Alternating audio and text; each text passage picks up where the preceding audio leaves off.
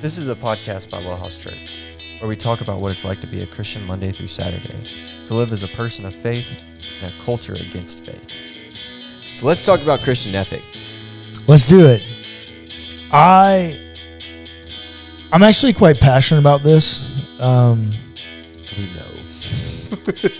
Well, I think for me, it's a truth of my deconstruction. Yeah. The narrative I feel like I was given as a kid, and you can confirm or say yes, but also this, especially since we came from the same tradition and same household.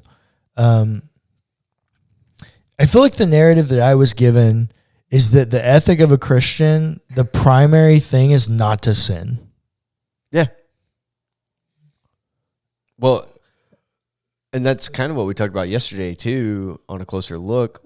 Like the law is a list of things not to do. It was a list of things not to do. Yeah. That, number one, we have sins of omission and sins of commission. Yeah. Things we're told not to do and we do, and things we're told to do that we don't do. Right. I don't remember hearing very many sermons about the things that we ought to do that we don't do. Mm-hmm. I remember hearing lots of sermons about the things that we shouldn't do. Mm-hmm. Almost like an overwhelming majority of the sermons. Mm-hmm. Yeah. Which is really unhelpful. Because also, even in Paul's own language, I don't do the things I want to do, and I do the things I don't want to do. Like, yeah, we all know that tension of the things that we ought not do. Right. Maybe it's not the most helpful thing to be continually told the things you shouldn't do that somehow you can't stop doing. Right. And so, because that was the narrative, I feel like we created judgmental, hypocritical Christians. Yeah. Which I had no desire to be connected with anymore. No. Not even a little bit. And so where does that leave us as far as Christians who in some way feel a level of obligation as a form of worship to live our life in a response to the gift of grace that we've been given? Mm-hmm. How should Christians act? Short answer, like Jesus. Doing Jesus things. Yeah, go do more Jesus things. That is how a Christian should act. Agreed. But let's What talk does about that mean? Yeah, let's talk about it. What does that mean? What did Jesus do? Yeah, what do you mean by that, bro? Like, Yeah. Yeah. Great. Thanks. That's helpful, my guy. Yeah. Yeah. Yeah. Well, a portion that we need to really focus on, I think, is caring for the oppressed. Yes. And that is something historically the church has not done a good thing of. Historically, the church has been around caring for the oppressed. Right. More recently, in the last 200 years or so, I feel like we've done a really terrible job of it. And because of the classic, well, we've never done it that way answer, I feel like even now, as millennials and Gen Z are pushing for social justice initiatives, we're getting pushback. Right. From the Xers and the boomers. So, yeah, in recent history, we've not done a good job of it at all. Right. But that was something that Jesus did. That is who he is. That is almost the primary thing that Jesus did. He comes in and flips power structures. Right? Like everything about Jesus' existence is flipping power structures and caring for the people who cannot care for themselves because the system is broken.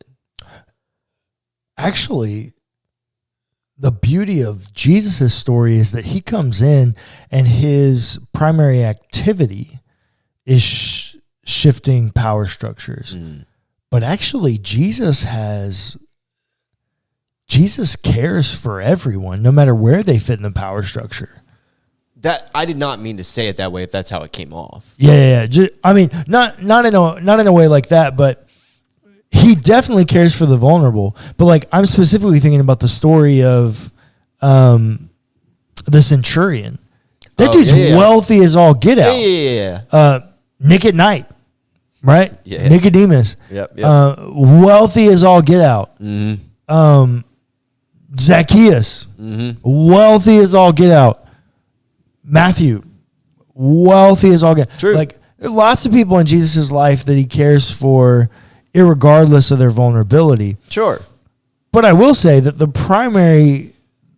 one of the primary things we see in Jesus is literally just him going around doing good and kind things.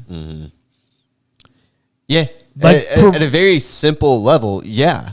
Just be kind. Yeah. Just love people. And that's the end of the podcast. Like treat others the way that you want to be treated. I don't think that saying is helpful. Oh. Because the way that you want to be treated does not necessarily translate to somebody else.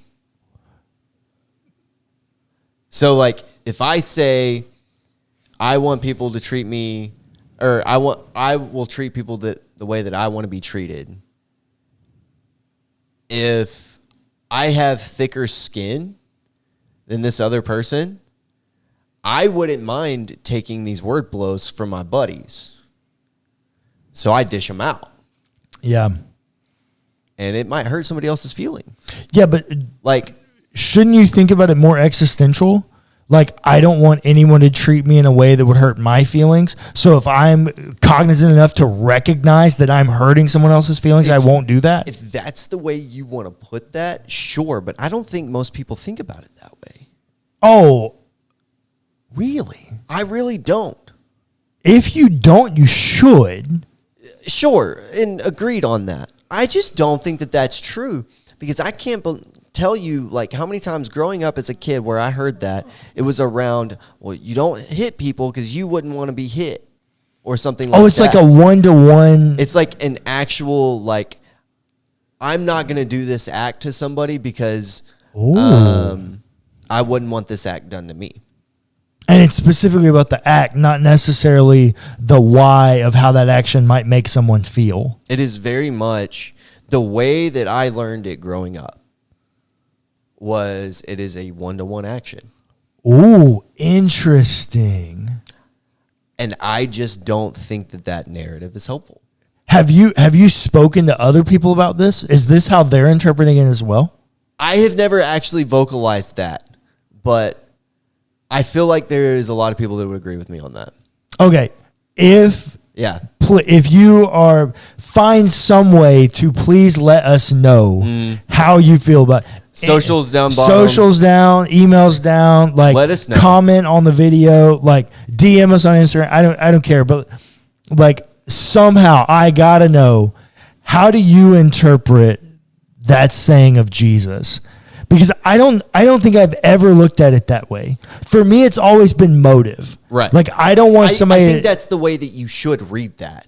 But the way that it is presented by church people, interesting, is 1-to-1 actions, or at least that's the way that I interpreted that.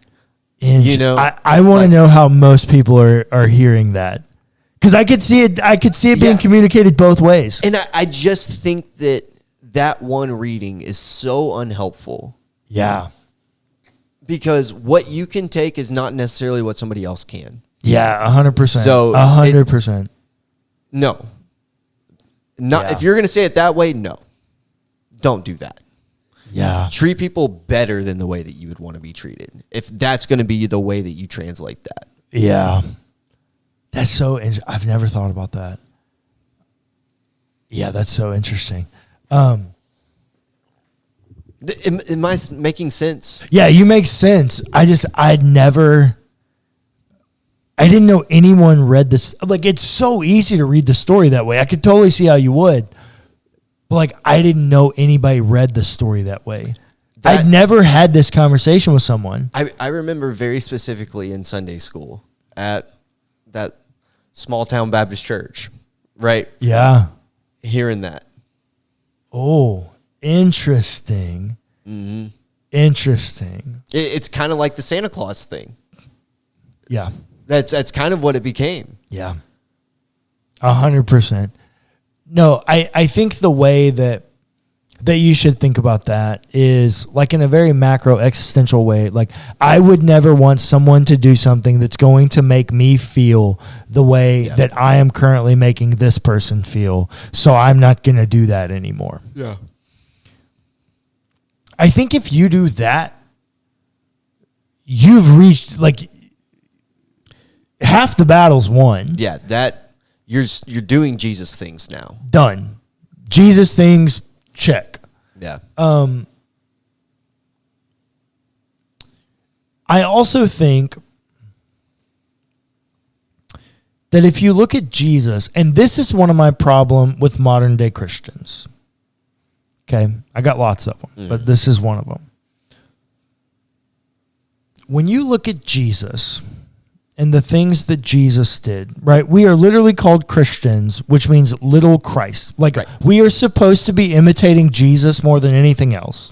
And it's so funny, little Christs. Mm-hmm. But Jesus himself says that we can do greater things than he did. And we're little Christ. Yep. That's just interesting to me. Yeah. But well, once again, flipping power structures. Right.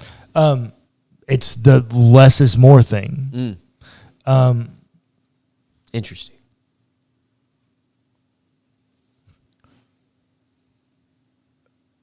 If you look at Jesus through all the gospel stories, the thing that he does more than anything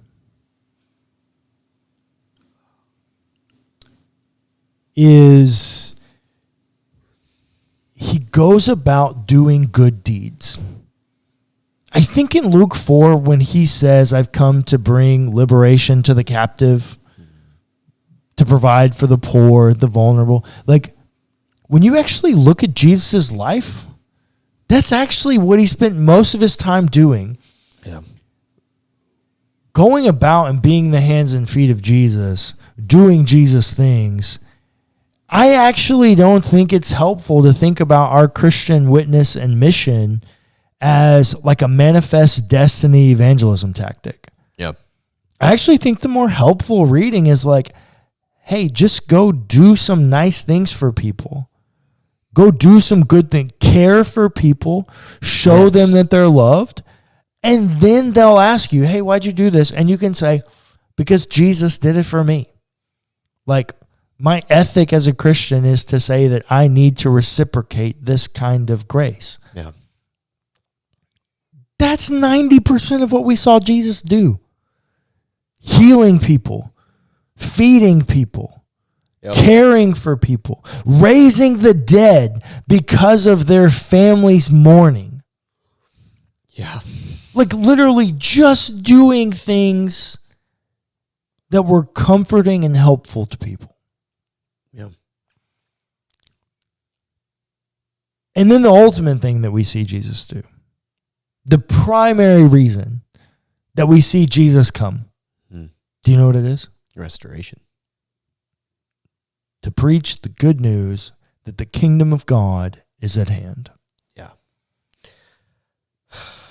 That there's an experience, that the kingdom of God is not some far off distant eschatological reality. Mm-hmm. That the kingdom of God is experienced in the people of God doing Jesus things. Mm-hmm.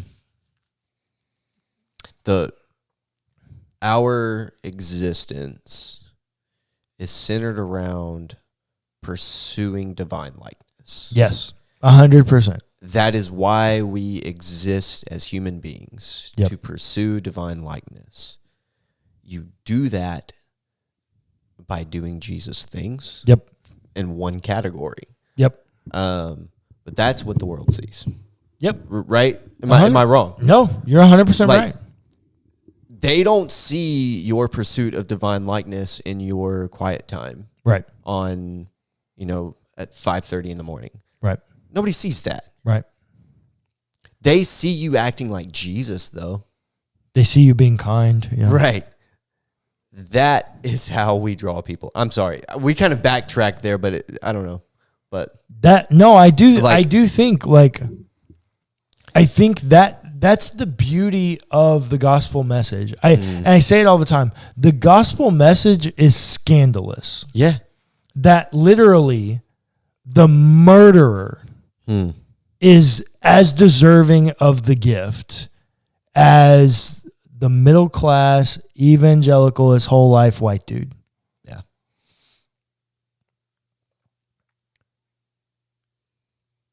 That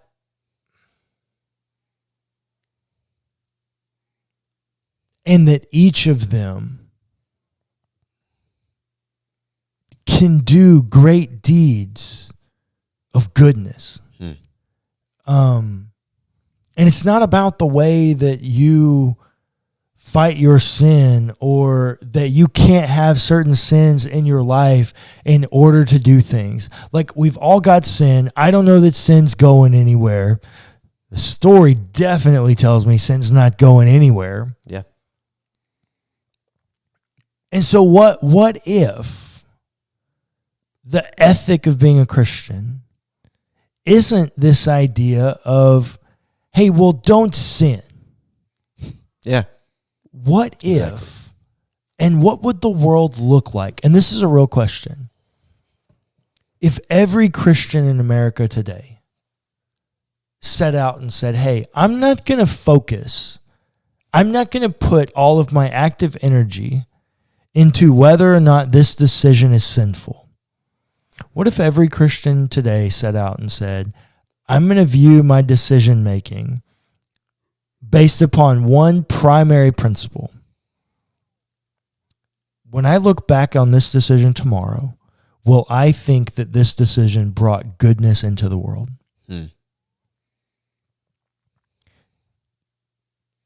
I feel like the world would look like a radically different place if every Christian decided that. I say this all the time. I'm going to let you say this, but I don't want to forget this example. In 2017, there were 350,000 evangelical churches in America. Okay. In 2017, so that doesn't include Catholic, no high church, no Methodist, no Presbyterians, no Episcopalians, just evangelical, low church evangelicals. In 2017, there were 400,000 kids in the foster system. The average church in America is 75 people. If one family from every church would have adopted one kid out of the foster system, we could have virtually wiped it out. And yet, in 2017, thousands upon thousands of children aged out of the system and immediately were made homeless. Yeah, that's what happens. What if Christians looked at the world through the lens of their deciding factors of their decision making as, does this decision bring about more goodness into the world? Yeah. I want to back up to something that you said. A lot of people don't actually know that. What? That when kids age out of the system, they become homeless. What do you mean they don't know that? A lot of people don't know that. A lot of people think that there's like intermediary housing, like placement stuff? Yeah, sort of, yeah. No, that doesn't exist. Sort of transitional living facilities, which they do exist now. Yeah, but there are also not enough of them. There's so few of them. Well, and not just that, it's also an injustice. It is, the system is broken. Well, I'm actually taking this a little bit different. Okay. At least in Texas, I don't know if this is federally true, but at least in Texas, if you are a foster kid, if you're a ward of the state, if you are adopted, that's the contingency. If you are adopted, your health care is paid for until you're 26, and your college is paid for. Mm. If you are not adopted and you are a ward of the state, you are given a few $100s in your hand and sent on your way when you age out. That's exactly what happens. That's only in some facilities are you even given money. Yep. But yet, 350,000 evangelical churches. And the reason I'm picking on evangelicals, and I am, of which I am in the evangelical tradition and I don't want to give it up. But my God, we got a lot of crap we got to fix. Mm-hmm. The reason I'm picking on evangelicals is because they're also the loudest voice of anti-abortion. You can't tell people they can't abort children and tell them adoption's the answer if none of you are actually going to adopt kids. Yes, agreed. That, but also evangelicals are the loudest voice for all the things that they're against, period. Correct. More than just abortion. Correct. And evangelicals are the epitome of the anti yes, message. Yeah. These are all the things we're against. These are all the things that we're against, which in reality, think back through the Gospels. How many times did Jesus say that he was against something, and what was it? Largely, if he said he was against something, it was against abuse of power, oppression. Mm-hmm. Very rarely did he come out and blatantly attack sin, like in a person. Most of the time, minus so in the Sermon on the Mount, that's definitely not the case. He's definitely attacking some sin there. Yeah, but there's a lot of other pastoral care elements and things. But you are right. Most of the time when Jesus calls out sin, he's asked a question first. Mm-hmm. It's not like Jesus is just walking around preaching sin. He's not going up to people and saying that they're going to hell because of their sin. No, that's not his tactic what Jesus at all. is doing. Mm-mm. Jesus, if he says that he's against something, and he is against power or abuse of power and oppression. Modern Christians should take that same stance. Yeah. In our ethic. Mm-hmm. We should take the stance of we are against abuse of power and oppression. We are for loving the vulnerable, caring for the vulnerable, loving all and caring for the vulnerable. Yeah. Right? Yeah. That is what we should be more of. Yeah. And that vulnerable category, there's no end to it. Yeah. Everybody's vulnerable in some way. Yeah. So instead of saying we're against abortion, like you were saying, maybe adopt a kid. This is the problem with our society. And I'm going to pick on the evangelicals. This is the problem with the evangelical church. We talk a lot of crap. Yeah. We don't do much. We need to do more things.